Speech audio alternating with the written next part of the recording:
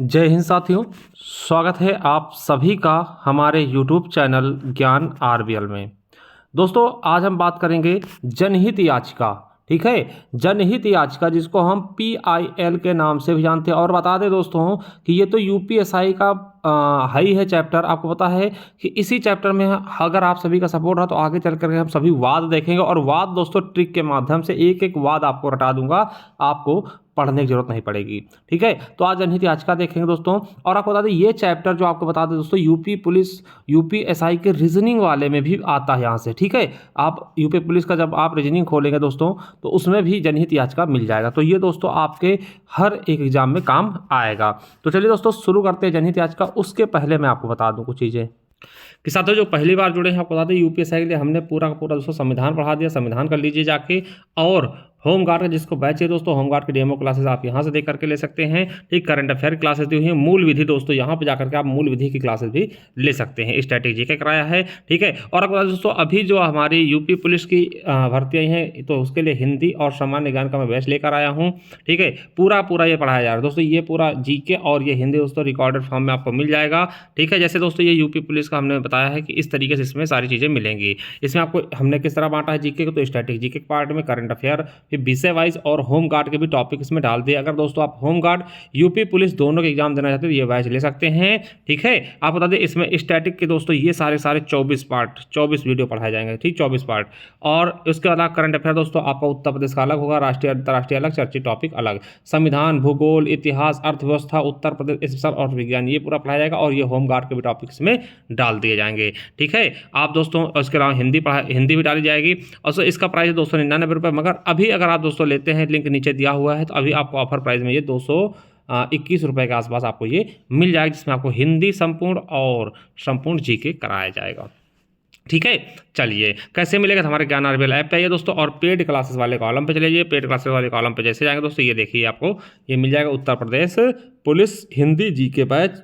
ठीक है, तो दोस्तों ये ले सकते हैं। ये आपके इसी में आपका होम गार्ड भी कंप्लीट हो जाएगा दोस्तों। जिनको चाहिए ई बुक्स तो ई बुक्स वाले कॉलम में आइए। ठीक है, और मेरे साथियों जैसे ही आप इस पे आएंगे तो होम गार्ड का स्पेशल टॉपिक चाहिए 121 रुपये मिल जाएगी। इतने सारे टॉपिक्स होंगे, देख सकते हैं। ठीक है, और दोस्तों जो मैं पढ़ा रहा हूँ आपको तो मूल विधि की, ठीक है, ये संपूर्ण मूल विधि की आपको PDF मिल जाएगी 125 रुपये में। इसी में दोस्तों आपको जनहित याचिका की भी PDF मिल जाएगी PIL।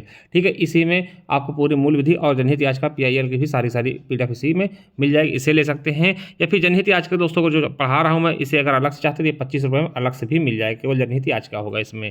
ठीक है, इसके अलावा आपको कंप्यूटर की मिल जाएगी दोस्तों, UPSSC के लिए हिंदी की मिल जाएंगी, उत्तर प्रदेश स्पेशल मिल जाएगी, और ये स्टैटिक जी के ई बुक मिल जाएगी। ठीक, और दोस्तों इसके अलावा ये रही हमारी संविधान की ई बुक यूपी पुलिस UPSI तक के लिए। ठीक है, चलिए शुरू करते हैं वीडियो को। साथियों देखते हैं जनहित याचिका। जनहित याचिका, ठीक है, चलिए जनहित याचिका क्या होता है पहले इसके बारे में आपको समझाने की कोशिश करेंगे। देखिए यह एक ऐसी याचिका है जिसके माध्यम से पीड़ित व्यक्ति स्वयं या कोई अन्य व्यक्ति या संस्था द्वारा पीड़ित व्यक्ति से की ओर से न्यायालय के समक्ष प्रश्न उठाया जाता है। ठीक है, जनहित, जन मतलब सामान्य लोग और हित मतलब उनके हित में। ठीक है, यानी कि जनहित याचिका क्या होता है कि कोई भी व्यक्ति का किसी भी व्यक्ति के अगर अधिकारों का हनन हुआ है, ठीक है, अभी मैं बताऊंगा किन किन चीज़ों पे, तो उस व्यक्ति द्वारा या फिर उस व्यक्ति द्वारा स्वयं या फिर दोस्तों कोई अन्य व्यक्ति, ठीक है, जो उसके जिसके संरक्षण में वो है, कोई भी अन्य व्यक्ति या कोई संस्था दोस्तों जा करके उसके लिए न्यायालय के समक्ष दोस्तों प्रश्न उठाती है, उसे हम क्या बोलते हैं? जनहित याचिका। ठीक है, समझ गए? चलिए मैं समझाने की कोशिश करता हूँ। मान लिया मेरे दोस्तों, मान लिया आपको दोस्तों शुद्ध हवा नहीं मिल रही है। ठीक है, समझिए शुद्ध हवा। तो आप क्या किया, आपने दोस्तों जा करके एक याचिका दायर की। ठीक है, मान लिया दोस्तों आप पीड़ित है, वहाँ के लोग पीड़ित है, किसी यहाँ पे बहुत ज़्यादा फैक्ट्री वगैरह हैं, ठीक है, और शुद्ध हवा नहीं मिल रही या शुद्ध पानी नहीं मिल रहा है। ठीक, तो आप इसके लिए एक जनहित याचिका डालेंगे। तो ये केवल ऐसा नहीं कि आप ही डालें, आपके यहाँ पे कोई भी व्यक्ति कहीं भी बैठकर डाल सकता है। ठीक, या कोई संस्था डाल सकती है ये चीज़ें कि इस पर मतलब न्यायालय के समक्ष। ठीक है, चलिए अब दोस्तों आपको बता दें कि अब स्वतः संज्ञान के माध्यम से भी न्यायालय द्वारा मीडिया रिपोर्टों, सोशल साइट्स आदि के आधार बना करके कार्यवाही की जाती है। मतलब देखिए, ये जरूरी नहीं कि कोई व्यक्ति ही जनहित याचिका दायर करे, कोई संस्था करे। आप दोस्तों न्यायालय स्वयं भी मीडिया रिपोर्टों को देख करके, मीडिया में क्या चीज़ चल रही है, क्या गलत हो रही है दोस्तों, उसके आधार पर भी ये कार्यवाही कर सकती हैं। ठीक है, जनहित याचिका हम PIL भी कहते हैं। PIL का फुल फॉर्म UPSI में पूछा गया है। PIL का मतलब P से पब्लिक, I से इंटरेस्ट और L से लिटिगेशन। ठीक है, याद रखिएगा, फुल फॉर्म पूछा गया है। जनहित याचिका को लोक हितवाद भी कहते हैं। आपको बता दें कि PIL को जनहित याचिका कहते हैं, सामाजिक क्रिया याचिका कहते हैं, सामाजिक हित याचिका भी कहते हैं तथा वर्गीय क्रिया याचिका भी कहते हैं। ठीक है, जनहित याचिका का सामान्य अर्थ होता है सार्वजनिक हित में, यानी जो सबके हित में हो। समझिए, जनहित याचिका देखिए कैसे दायर की जाएगी। देखिए उसे जनहित याचिका कहते हैं जो सबके हित में हो। ऐसा नहीं, देखिए हाँ आपका तो हित है, आपके साथ साथ दोस्तों सभी का हित हो। ठीक है, मान लो दोस्तों आप पॉल्यूशन के लिए किसी से आप जनहित याचिका दायर करते हैं, तो पॉल्यूशन से केवल आप ही थोड़ी मुक्त होंगे, सब कोई होगा। ठीक है, ऐसा नहीं है दोस्तों कि आपके घर की लड़ाई है तो आप घर की लड़ाई के लिए जा करके जनहित याचिका डाल दें, ऐसा नहीं है। ठीक है, ऐसा नहीं होगा। ठीक, पर्सनल के सुख के लिए नहीं, जिससे पूरे समाज का, पूरे देश का भला हो दोस्तों, उसके लिए ही आप जनहित याचिका डाल सकते हैं। ये मैं भी आगे बताऊंगा। आप देखिए, ठीक है, जनहित याचिका समान अर्थ का होगा सार्वजनिक हित में, सबके हित में। ठीक है, सामान्य जनता के हित में दायर किए गए वाद या फिर याचिकाएं जनहित याचिकाएं कहलाती हैं। और आपसे एक क्वेश्चन देखिए, UPSI 2021, UPSI 2017 पूछा गया कि जनहित याचिका की अवधारणा कहां से उत्पन्न हुई, तो अमेरिका से दोस्तों जनहित याचिका की शुरुआत हुई है। भारत में भारतीय संदर्भ में PIL का क्या मतलब होता है, न्यायिक रूप से व्यक्त तथ्य होता है दोस्तों, ये भी UPSI में पूछा गया। और यह सामाजिक इंजीनियरिंग पर आधारित है। कौन? जनहित याचिका PIL। इसकी शुरुआत दोस्तों अमेरिका में 1960 के दशक में की गई, ये भी आपसे पूछा गया है UPSI में। ठीक है, ये चीज समझ रहे हैं। चलिए अब बात करते दोस्तों जनहित याचिका कहाँ दायर करेंगे। भाई आप जनहित याचिका दायर कहाँ करेंगे, ये भी तो आपको पता होना चाहिए। ठीक है, तो चलिए मैं बताता हूँ। तो दोस्तों जनहित याचिका आप हाई कोर्ट या सुप्रीम कोर्ट, चाहे आप हाई कोर्ट या फिर सुप्रीम कोर्ट, कहीं भी दायर कर सकते हैं। हाई कोर्ट क्या होता है दोस्तों, ये हर राज्यों में एक होता है दोस्तों। सुप्रीम कोर्ट पूरे भारत का केवल एक होगा। और 25 हाई कोर्ट होते हैं। 25 हाई कोर्ट दोस्तों हर राज्य का एक होता है, मगर एक से अधिक राज्यों का भी एक हाई कोर्ट हो सकता है। ठीक है, चलिए तो जनहित याचिका हाई कोर्ट यानी कि उच्च न्यायालय और सुप्रीम कोर्ट यानी उच्चतम न्यायालय आदि में फाइल की जा सकती है। आप बता दें कि एक व्यक्ति उच्च न्यायालय या उच्चतम न्यायालय में जनहित याचिका दायर कर सकता है। UPSI में पूछा गया था कि एक व्यक्ति कहाँ कहाँ जनहित याचिका दायर कर सकता है। दोस्तों दो जगह है, जनहित याचिका उच्च न्यायालय या उच्चतम न्यायालय। आपको बता दें कि दोनों ही जनहित याचिका का समाधान करने की शक्ति रखते। चाहे दोस्तों आप उच्च न्यायालय या फिर उच्चतम न्यायालय कहीं भी जनहित याचिका आप दायर करते, दोनों इसके समाधान की शक्ति रखते हैं। और किस अनुच्छेद के तहत दोस्तों, तो अनुच्छेद 32 सुप्रीम कोर्ट। ठीक है, UPSI में पूछा गया है। ठीक है, आपको बता दें कि 32 में क्या है, 32 में क्या है, संवैधानिक उपचारों का अधिकार दोस्तों UPSI में पूछा गया है। ठीक है, और बाबा भीमराव अंबेडकर ने, ठीक, डॉक्टर BR अंबेडकर ने इसे संविधान का हृदय आत्मा का, ये क्वेश्चन कई बार पूछा गया दोस्तों UPSI में कि भैया किस अनुच्छेद को भीमराव अंबेडकर ने संविधान की आत्मा या हृदय कहा दोस्तों, आर्टिकल 32 को। आपको बता दें ये मौलिक अधिकारों के हनन होने पर सुप्रीम कोर्ट 5 प्रकार के रिट दायर करते हैं, जिसको हमने दोस्तों दोस्तों जो UPSI के लिए हमने पॉलिटी पढ़ा है उसमें हमने डिटेल में पढ़ा है। तो यहाँ डिटेल में देखेंगे 5 प्रकार के रिट कौन कौन से होते हैं। बंदी प्रत्यक्षीकरण, परमादेश, प्रतिषेध, उत्प्रेरण और अधिकार प्रत्याशा।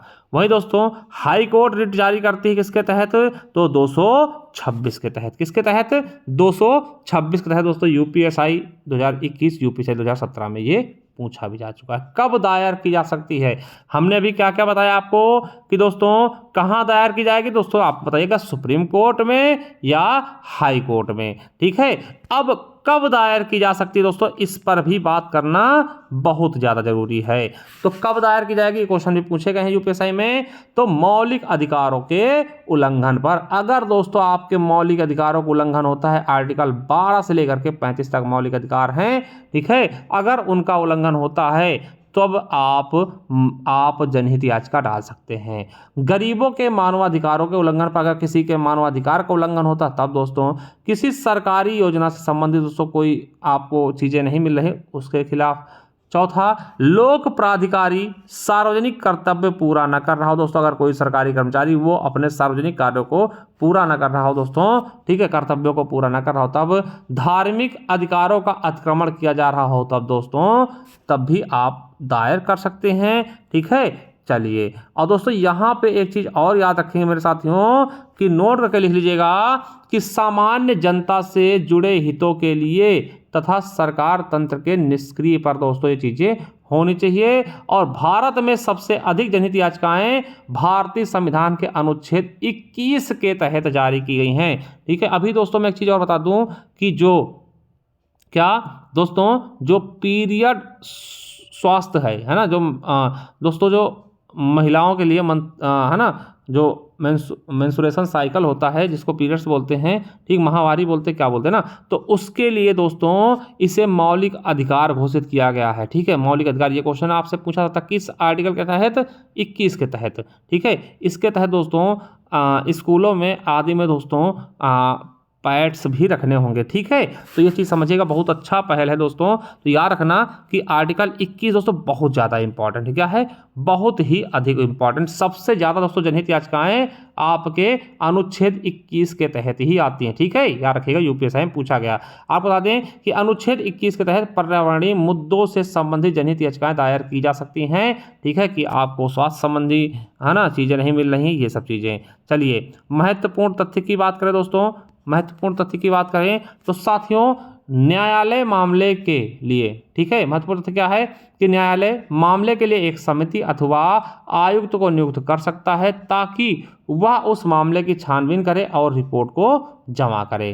ठीक है, वहीं दोस्तों बता दें कि समिति अथवा आयुक्त को यह अधिकार भी दिया जा सकता है कि वह शिकायतों का संज्ञान ले और उन्हें जनहित याचिकाओं को निपटाएं। ठीक है, याद रखिएगा, ये भी चीज़ें बहुत महत्वपूर्ण हैं। ठीक है, याद रखेंगे बिल्कुल अच्छे से।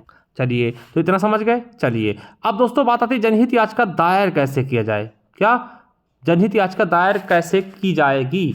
तो दोस्तों कैसे की जाएगी आपको बता दें कि पंजीकृत पत्र तथा याचिकाओं के साथ तथ्यों और दस्तावेजों को अदालत के मुख्य न्यायाधीश को भेजना।